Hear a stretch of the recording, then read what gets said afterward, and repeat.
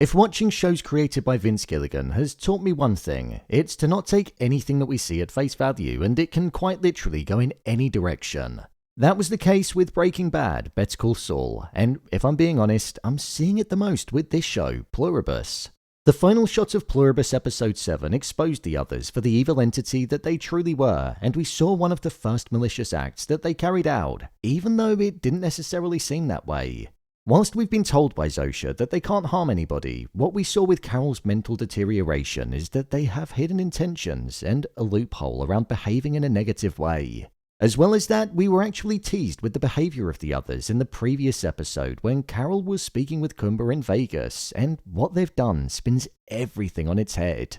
So let's dive into this theory and answer what the others' secret plan could be and why they waited 36 days for Carol to break. Just to let you know, this video will contain spoilers on every episode up until the 7th, so if you haven't watched it yet, pause the video, go and watch the episode and come back. The hidden clue that Koumba dropped. When going back to episode 6, this was where we first saw that the others could actually have a sense of frustration within them, and that they weren't just simply these happy, friendly beings that wanted to please the other survivors if they couldn't join them.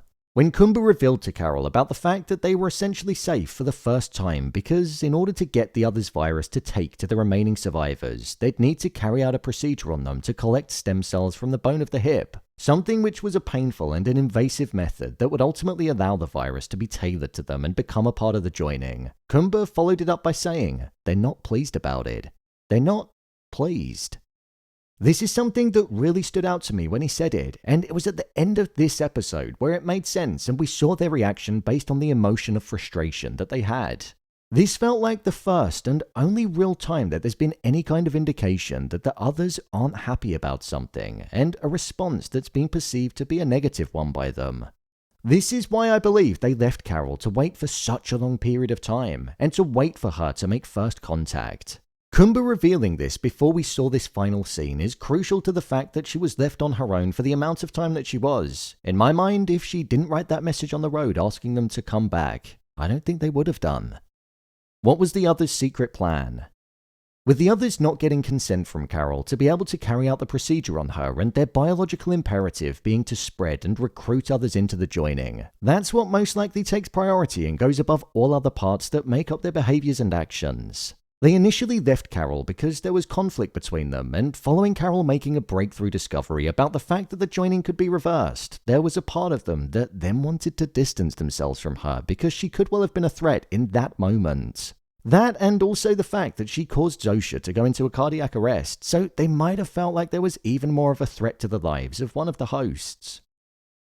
Then, whilst distanced, with Carol then finding out that consent needed to be given, she didn't give the permission, and that then meant that there was almost no need for them to make an effort with Carol for the time being. That consent was denied, so this is where I believe their plan began. The joining essentially stands for paradise, togetherness, peace, and a world where there's no danger, devastation, or conflict. It's a hive mind where efficiency and peace takes priority. So with them distancing themselves from Carol, I don't think they initially planned on leaving her for around 36 days. I think this began when she denied consent. What we saw with Carol to begin with during this solitary confinement treatment was a level of confidence where she was almost like a transformed person. She was being demanding, throwing her weight around and acting fearless and carefree because she knew that there was nothing that they could do to her. She was also doing leisurely things and even stopped looking for the reversal process because, for the first time since the joining occurred, it highlighted how she didn't feel threatened and that she could simply relax and just take a leaf out of Koumba's book. When looking at the opening scene of the episode, there was a focus on the REM song, It's the End of the World as We Know It, and I Feel Fine. But with I Feel Fine being cut off before she could sing the words, it was implying that she didn't actually feel fine, or at least by the end of the episode, she wouldn't. And that's exactly what we saw. When we picked up with her 36 days after we left her, she was no longer this happy, confident, excited, and free person. She barely uttered a word. It was like Groundhog Day where she was doing the same thing over and over again, and we saw that she was almost like a broken person. She was no longer howling along with the coyotes and feeling like she was a part of a pack. Instead, she was sitting there waiting for a firework to launch, and she didn't care if it hit her, ultimately ending things for herself. Or she didn't even care if it hit her house and it went up in flames. She just almost wanted to feel something that she hadn't experienced in several weeks because she'd been on her own. The others weren't prepared to go back to Carol. It took Carol writing a message on the road which read, "Come back," for the others to appear in the form of Zosia, which ultimately led to the conclusion of Carol's isolation period, but also for us to see that Carol was emotional towards the others for the first time. I think this was the others' plan all along. They knew that Carol was the biggest threat to them. The likes of Koumba is an issue for them because he's somebody that isn't prepared to join them because he's loving the life that he's living at the moment, where he's simply just taking advantage of the situation. However, Carol, despite not giving consent, she was somebody that was for a while actively looking to find a way of reversing the joining. So they needed to find a way of preventing her from doing that without harming her.